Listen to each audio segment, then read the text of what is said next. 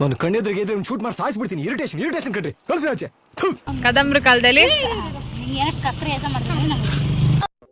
ಕಾಲದಲ್ಲಿ 7 ದೇವಸ್ಥಾನ ಕಟ್ಟಿದ್ರಂತೆ ಒಂದೇ ದಿನದಲ್ಲೇ. ಅದ್ರಲ್ಲಿ ನಮ್ ಟೆಂಪಲ್ ಕೂಡ ಒಂದು ರಾಮೇಶ್ವರ ಟೆಂಪಲ್ ಅಂತ ಕಲ್ ದೇವಸ್ಥಾನ ಫುಲ್ ಸಕ್ಕತ್ತಾಗಿದೆ. ಅದು ನಮ್ ಫಸ್ಟ್ ಹೆಸರು ಕುಪ್ಪಗಡ್ಡೆ ಅಲ್ಲ ಫ್ರೆಂಡ್ಸ್, ಕುಪ್ಪಗಡ್ಡೆ. ಚೆನ್ನಾಗಿದೆ ದೇವಸ್ಥಾನ ಮಾತ್ರ ಮಸ್ತ್ ಇದೆ. ಒಳ್ಳೆ ವ್ಯೂ ಚೆನ್ನಾಗಿದೆ. ಒಳ್ಳೆ ಗ್ರಾಸ್ ಎಲ್ಲ ಇತ್ತು, ಇವಾಗ ಕ್ಲೀನ್ ಮಾಡಿದೆ. ಚೆನ್ನಾಗಿದೆ ಮಾತ್ರ ಮಸ್ತ್ ಇದೆ ವ್ಯೂ.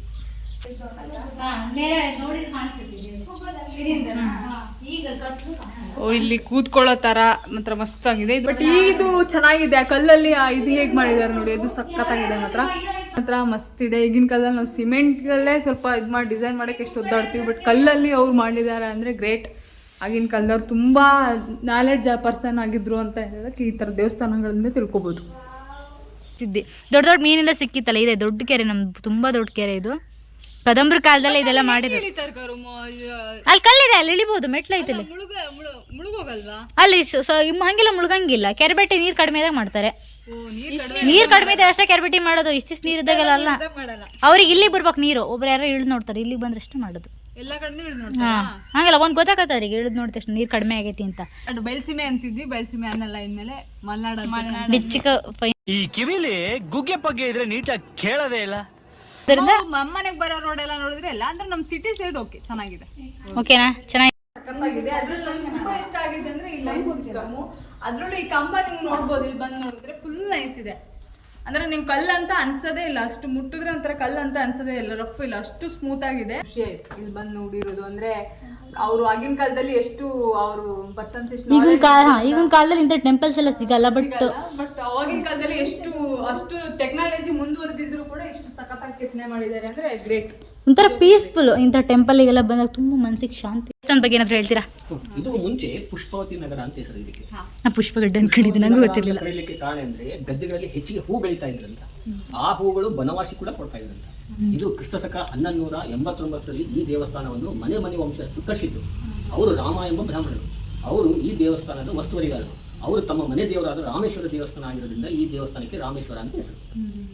ಆಮೇಲೆ ಬಂದ ನಂತರ ಪುಷ್ಪ ಗಡ್ಡೆ ಅಂತ ಆಯ್ತು. ಈಗಿನವರೆಲ್ಲ ಸೇರಿಬಿಟ್ಟು ಕುಪ್ಪಗಡ್ಡೆ ಮಾಡಿದ್ರು. ಇಲ್ಲಿ 2 ರೀತಿ ಫಂಕ್ಷನ್ ಆಗುತ್ತೆ. ಒಂದು ಕಾರ್ತಿಕ ಮಾಸದಲ್ಲಿ, ಒಂದು ಶಿವರಾತ್ರಿಯಲ್ಲಿ ಅಂತ. ನಮ್ಮ ನೋಡ್ಲಿಕ್ಕೆ ಎಲ್ಲರೂ 28 ಕಂಬ ಇದೆ. 28 ಕಂಬದಲ್ಲಿ 2 ಕಂಬಗಳು ವಿಶೇಷವಾಗಿದೆ. ಅದ್ರದ್ದೇನು ವಿಶೇಷತೆ ಗೊತ್ತಿಲ್ಲ. 28 ಕಂಬ ಇದಾವ ಇಲ್ಲಿ. 28 ಕಂಬದಲ್ಲಿ ವಿಶೇಷವಾದ ಕಂಬ ಅಂದ್ರೆ ಇದು ಒಂದು. ಏನಕ್ಕೆ ಅದು? ಈ ಡಿಸೈನ್ಸ್ ಯಾವ ಕಂಬದಲ್ಲಿ ಇಲ್ಲ. ವಾ, ಈ ಕೆಳಗಡೆ ಒಂದು ಕಂಬದಲ್ಲಿ ವಿಗ್ರಹ ಇದೆ, ಕೃಷ್ಣ ವಿಗ್ರಹ ಇದೆ. ಅದನ್ನ ಸಂಶೋಧನೆ ಮಾಡಿದಾರಾ? ಗೋಪಾಲ ಕೃಷ್ಣ ಇದೆ. ಈ ಗೋಪಾಲ ಕೃಷ್ಣ ಯಾವ ಕಂಬದಲ್ಲಿ ಇಲ್ಲ. ಈ ಸಿಂಬಲ್ ಇದೆ. ಈ 2 ಕಂಬ. ಓಹೋ, ನಾನೆಲ್ಲ ಅಡಿಗೆ ಅನ್ಕೊಂಡೆ ಇಲ್ಲ. ನಾವು ಇದು ಶೈಲಿ ಇರ್ತಕ್ಕಂಥ ಚಿತ್ರ ಏನಿದೆ ಕದಂಬ ಶೈಲಿ ಅಂತ. ನಾವು ವಿಜಯನಗರಕ್ಕೆ ಹೋದ್ರೆ ದ್ರಾವಿಡ ಶೈಲಿ ನೋಡ್ತೀವಿ, ಬದಾಮಿಯಲ್ಲಿ ಹೋದ್ರೆ ಚಾಲುಕ್ಯರು ನೋಡ್ತೀವಿ, ಬಾದಾಮಿ ಚಾಲುಕ್ಯರು. ಈ ಕಡೆ ಬಂದ್ಬಿಟ್ರೆ ದ್ರಾವಿಡರು ಅಂತ, ಈ ಕದಂಬರು ಅಂತ. ನಮ್ಮ ವಿಜಯನಗರ ದ್ರಾವಿಡರು ಅಂತ. ಹೀಗೆ ವಿಶೇಷವಾದಂಥ ಚಿತ್ರಗಳಿರೋದ್ರಿಂದ ಬೇರೆ ಬೇರೆ ಆಗಿರೋದ್ರಿಂದ ಈ ಕಂಬಗಳೆಲ್ಲ ಕದಂಬ. ಇದು ಕಡಪದಿಂದ ತಂದಿರತಕ್ಕಂಥ ಕಲ್ಲು. ಕಡಪದಲ್ಲಿ ಈ ಕಲ್ಲನ್ನು ಜಾಸ್ತಿಯಾಗಿ ಬಳಸ್ತಾರೆ. ಈ ಕಂಬಗಳಲ್ಲಿ ಡಿಸೈನ್ಸ್ ಮಾಡ್ಲಿಕ್ಕೆ ಕಾರಣ ಅಂದ್ರೆ ಆಗಿನ ಕಾಲದಲ್ಲಿ ಶಿಲ್ಪಕಲಾಕಾರರಿದ್ರು, ಜಕಣಾಚಾರಿ ಡಕಣಾಚಾರಿ. ಅವರಿಗೆ ಈ ಕಲೆ ಗೊತ್ತಿತ್ತು. ಮಣ್ಣಿಂದ ಮೇಲುಗಡೆ ಬಂದಾಗ ಕಲ್ಲು ಮೃದುವಾಗುತ್ತೆ. ಅದಕ್ಕೆ ತುಂಬಾ ಮೃದು ಇದೆ. ಆಗ ಆ ಮೇಲ್ಗಡೆ ಮಣ್ಣು ತೆಗೆದಾಗ ಗಾಳಿಗೆ ಬೆಳಕಿಗೆ ಕಲ್ಲು ಗಟ್ಟಿಯಾಗುತ್ತೆ. ಆ ಸಮಯದಲ್ಲಿ ಶಿಲ್ಪಕಲೆ ಮಾಡೋಕ್ಕಾಗಲ್ಲ. ಮಣ್ಣಿಂದ ಮೇಲ್ಗಡೆ ಬಂದಾಗ ಅದ್ರ ಮೇಲೆ ಇರ್ತಕ್ಕಂಥ ಪದರ ಹೋದಾಗ ಅದು ಗಟ್ಟಿಯಾಗುತ್ತೆ. ಆ ಪದರ ಹೋಗಿಂತ ಮುಂಚೆ ಶಿಲ್ಪಕಲೆಯನ್ನು ಮಾಡ್ತಾ ಬರ್ತಾರೆ. ತುಂಬಾ ನೈಸ್ ಆಗುತ್ತೆ, ಸುಮ್ಮನೆ ನೈಸ್ ಆಗಿ ಅದು ಚೆನ್ನಾಗಿ ಬರುತ್ತೆ. ಡಿಸೈನ್ಸ್ ಮೃದುವಾಗುತ್ತೆ. ಅಂದ್ರೆ ಮೇಣದ ಬಸ್ತಿ ಯಾವ ತರ ಇರ್ತದೆ ಅಷ್ಟು ಮೃದುವಾಗಿರುತ್ತೆ. ನಾವು ಬಳಪದ ಕಲ್ಲೆಲ್ಲ ಬರಿತಾ ಇದ್ವಿ ಮುಂಚೆ ಎಲ್ಲ, ಆ ತರ ಅದು ಮೃದುವಾಗಿರುತ್ತೆ. ಅದು ಗಾಳಿ ಬೆಳಕಿಗೆ ಎಲ್ಲ ನೀರು ಬಿದ್ದಾಗ ಗಟ್ಟಿ ಇರುತ್ತೆ. ಆ ನಂತರ ಶಿಲ್ಪಕಲೆ ಮಾಡಕ್ಕಾಗಲ್ಲ. ಆ ಜಕಣಾಚಾರಿ ಡಕಣಾಚಾರಿ ಅನ್ನೋರಿಗೆ ಆ ಶಿಲ್ಪಕಲೆ ಗೊತ್ತಿತ್ತು, ಅವ್ರು ಮಾಡ್ತಾ ಇದ್ದಾರೆ ಅಂತ. ಎಷ್ಟು ವರ್ಷ ಆಗಿದೆ ಸರ್ ಇದು? ಇದು ಕ್ರಿಸ್ತಕ 1189. 1189. ನಾವು ಈಗೆಲ್ಲ ಕನ್ನಡ ಬರೀತೀವಿ ಅಕ್ಷರ. ಆಗಿನ ಕಾಲದಲ್ಲಿ ಹಳೆಗನ್ನಡ ಅಕ್ಷರ ಇಲ್ಲೇ ಬರ್ದಿದ್ದಾರಲ್ಲ, ಅದು ಓದಿದ್ರೆ ಅದೇನೋ ಒಂದು ಇದೆ ಅಂತ ಹೇಳ್ತಾರಲ್ಲ, ಅದೇನೋ ಶ್ರೀರಾಮೇಶ್ವರ ದಶತೀರಂ. ದಶತೀರಂ ಅಂತಾರೆ. 0 ಬರುತ್ತೆ ಅಲ್ಲಿ. ಅಂದ್ರೆ ತೆಲುಗು ಮತ್ತು ಹಳೆಗನ್ನಡ 2 ಮಿಕ್ಸ್ ಮಾಡಿ ಬರೆದಿರ್ತಂತ ಅಕ್ಷರಗಳು. ಈ ಕಡೆ ಸಪ್ತಮಾಂತ್ರಿಕ. ಅಲ್ಲೂ ಡಿಸೈನ್ ಚೆನ್ನಾಗಿ. ಇದು ಸಪ್ತಮಾಂತ್ರಿಕ. ಹೌದು, 7 ಜನ ಬರ್ತಾರೆ. ನೋಡ್ಲೇ ಇಲ್ಲ ಇಷ್ಟು ದಿನ. ಕೊನೆಯಲ್ಲಿ ಬರೋದು ಗಣೇಶ ಅಂತ. ಇಲ್ಲ ನೋಡಿ, ಹೌದು. ಈ ಕಡೆ ಇದೆ ಗಣೇಶ ಅಂತ. ಗಣೇಶನ್, ಓಕೆ. ಇವರು ಮಹಿಷಾಸುರ ಮರ್ದಿನಿ ಅಂತ. ಇವರು ಗಾಯತ್ರಿ ದೇವಿ ಅಂತ. ಮಹಿಷಾಸುರ ಮರ್ದಿನಿ. ಈ ನಾವು ನೋಡಿದ್ರೆ ಇದು ಸುಬ್ರಹ್ಮಣ್ಯ ಅಂತಾರೆ, ಯಾಕಂದ್ರೆ ನವಿಲ್ ಮೇಲೆ ಎದುರುಗಡೆ ಕೊಡ್ತಾರೆ, ಇವರು ಅಡ್ಡ ಕೊಡ್ತಾರೆ. ಆಮೇಲೆ ಇವ್ರ ಕೈಯಲ್ಲಿ ಕುಂಡಲ ಇದೆ, ಅದು ಕುಂಕುಮದ ಕುಂಡಲ ಅಂತ, ಅದಕ್ಕೆ ಇವರಿಗೆ ಗಾಯತ್ರಿ ದೇವಿ ಅಂತ.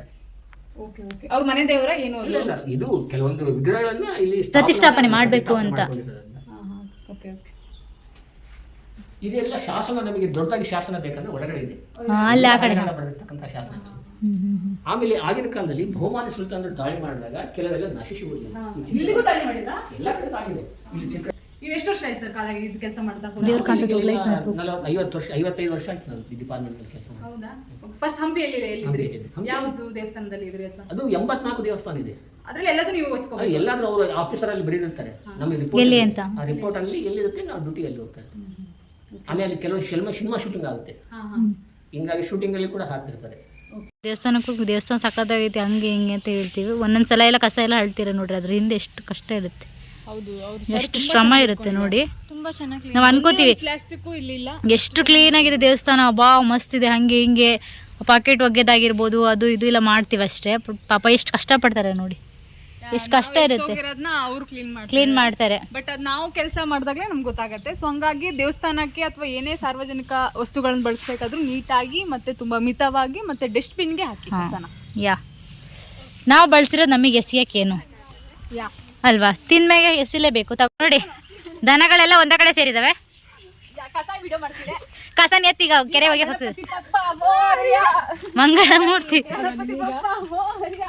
ಇವರಿಗೆಲ್ಲ ಹೋಲಿಸ್ಬೇಡ ಇದನ್ನ.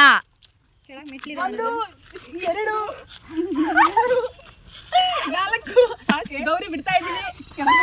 ಗೌರಿ ಅಲ್ಲ ನೀವೇ, ಅದು ಶನಿ ಶನಿ. ನೋಡಿ ಗೌರಿ ಇಲ್ಲಿ ಅಂತ ತುಂಬಾ ಆಳ ಇದೆ ಇಲ್ಲಿ. ಮುಂದಿನ ವರ್ಷ ಹೋಗ್ತೀನಿ. ನಂಗಂತೂ ರಾಮೇಶ್ವರ ದೇವಸ್ಥಾನ ನೋಡಿ ತುಂಬಾ ಖುಷಿ. ಅದರಲ್ಲೂ ಸರ್ ತುಂಬಾ ಚೆನ್ನಾಗಿ ಎಕ್ಸ್ಪ್ಲೈನ್ ಮಾಡಿದ್ರು, ಇನ್ನೊಂದು ಪಾರ್ಟ್ ತುಂಬಾ ಚೆನ್ನಾಗಿ ಹೇಳಿದ್ರು, ಸಖತ್ತಾಗಿತ್ತು ಬಾಬು. ತುಂಬಾ ಖುಷಿ ಆಯ್ತು ಇಲ್ಲಿ ಬಂದು. ಬಾಬು ನಿಂಗೆ ತುಂಬಾ ಇನ್ಫಾರ್ಮೇಶನ್ ಹೇಳಿದ್ರು, ತಿಳ್ಕೊಂಡ್ವಿ. ಒಳ್ಳೆ ಚೆನ್ನಾಗಿರೋ ಇನ್ಫಾರ್ಮೇಶನ್ ಎಲ್ಲ ತಿಳ್ಕೊಂಡ್ವಿ. ಪೀಸ್ಫುಲ್ ಆಗಿದೆ, ಬಂದ್ರೆ ಹೋಗ್ಬೇಕು ಅಂತ ಮನ್ಸಾಗ್ತಿಲ್ಲ. ಯಾ ಪೀಸ್ಫುಲ್ ಆಗಿದೆ ದೇವರು.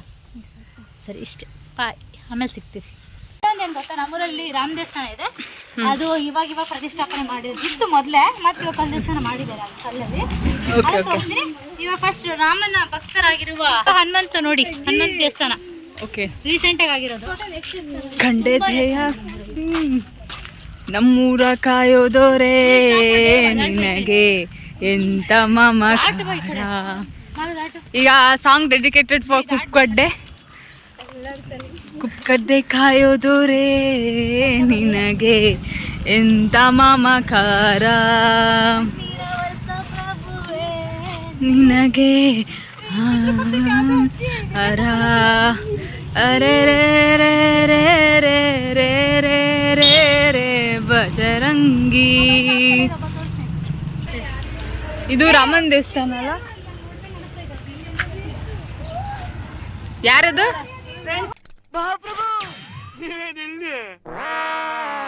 ಸಿಕ್ಕ ತಕ್ಷಣ ಹೋಗ್ಬಿಟ್ಟು ಅಂಪಿಟ್ರಿ ನಾವು ಹೊಂಡ್ಬಿಡ್ತೀವಿ. ಬಾ ಇರೋದು ಟೆಂಪಲ್.